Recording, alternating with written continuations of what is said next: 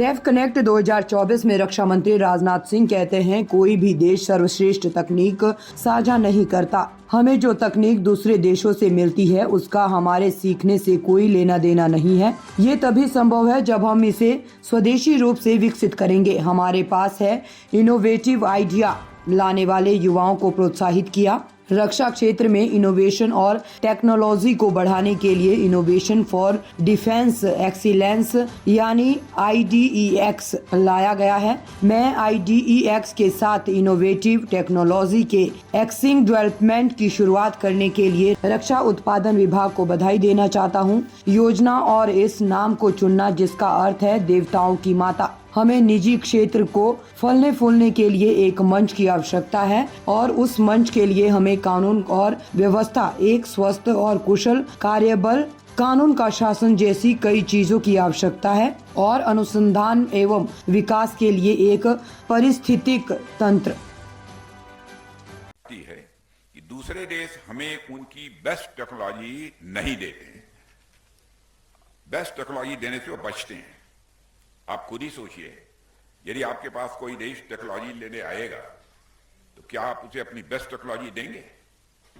इसलिए दूसरे देशों से हासिल हुई टेक्नोलॉजी में हमें कभी भी लेटेस्ट एवं पोटेंट टेक्नोलॉजी नहीं मिलती है। दूसरे देशों से हासिल की हुई टेक्नोलॉजी हमारी लर्निंग से संबंधित नहीं होती है। वो हमारी लर्निंग से तभी जुड़ेगी जब हम उसे अपने देश में डेवलप करेंगे। यदि कोई व्यक्ति किताब पढ़ता है तो किताब पढ़कर उसे ज्ञान अवश्य हासिल होता है, लेकिन जिस व्यक्ति ने उस किताब को लिखा है उसका ज्ञान स्वाभाविक रूप से एक अलग श्रेणी का होता है, एक अलग कैटेगरी का होता है। इसलिए हमने सोचा कि हम क्यों ना ऐसा प्रयास करें कि रिक्विजिट टेक्नोलॉजीज को हम अपने ही देश में डेवलप करें। और जाहिर सी बात है कि इन प्रयासों में कई सारी चुनौतियां थीं और टेक्नोलॉजी के लिए हमें रिसर्च एंड डेवलपमेंट की जरूरत होती है। दुनिया के लगभग सभी देश रिसर्च एंड डेवलपमेंट पर फोकस करते हैं, लेकिन बहुत ही कम देश उसमें सफलता हासिल कर पाते हैं।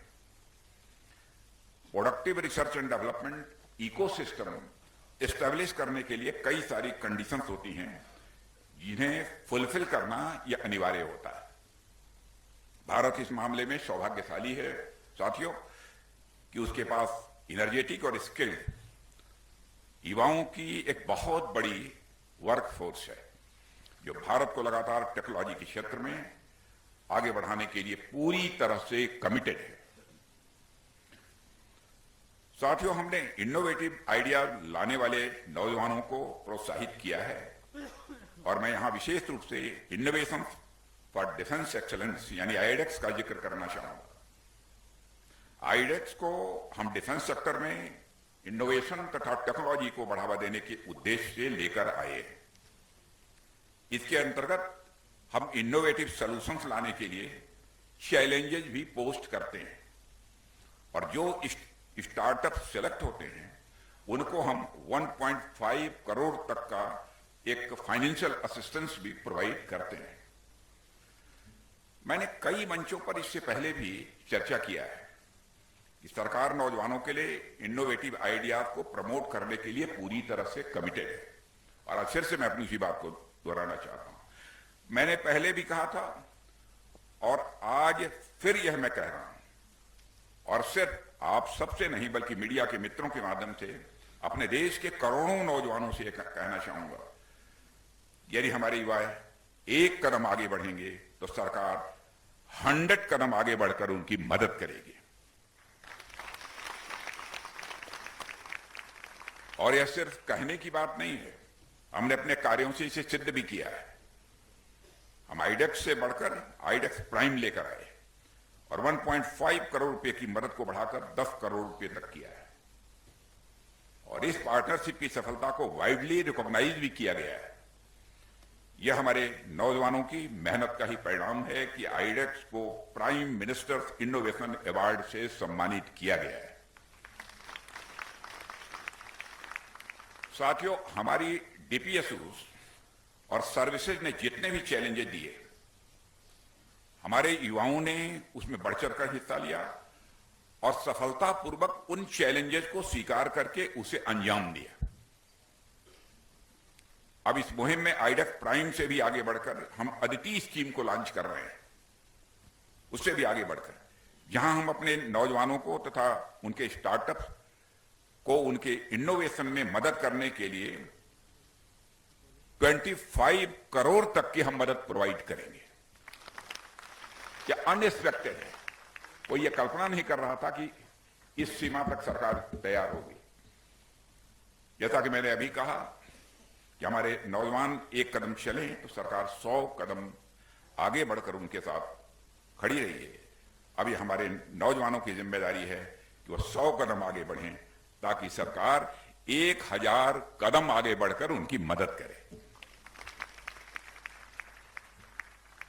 इस अवसर पर मैं डिपार्टमेंट ऑफ डिफेंस प्रोडक्शन को विशेष रूप से साधुवाद देना चाहता हूं, और इसमें डिफेंस ऑफ प्रोडक्शन की जिम्मेदारी भी एक ही व्यक्ति संभाल रहे हैं, हमारे डिफेंस सेक्रेटरी गिरधर ने। उन्होंने न सिर्फ ऐसी स्कीम की शुरुआत की है, बल्कि इस स्कीम के लिए जो नाम चुना है वह भी बेहद अद्भुत है। वैसे तो अदिति का full form acing development of innovative technologies with iDEX है, लेकिन हमारी परंपरा में अदिति देवताओं की माता और उनके पालनकर्ता के रूप में जानी जाती है।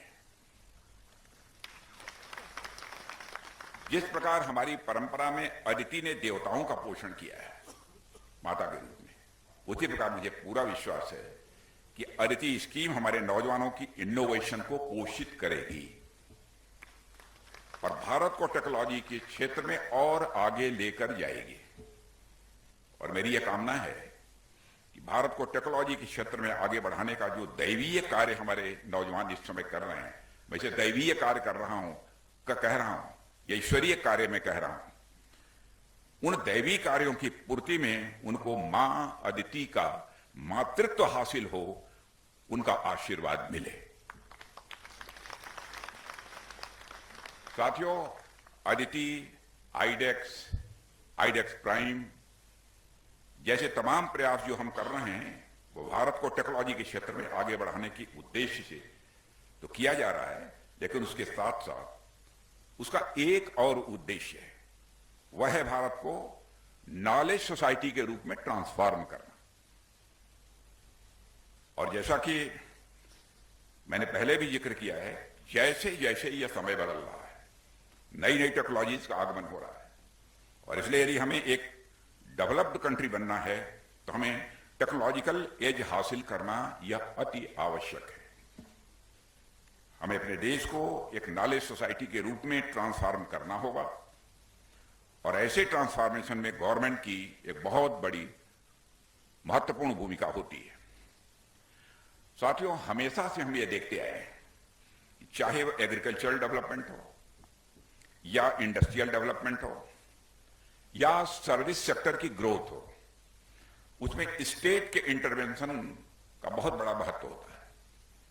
महात्मा गांधी जी ने एक बार कहा था कि जो लोग धर्म को राजनीति से अलग करके देखते हैं वह ना तो धर्म की अच्छी समझ रखते हैं न तो राजनीति की अच्छी समझ रखते हैं।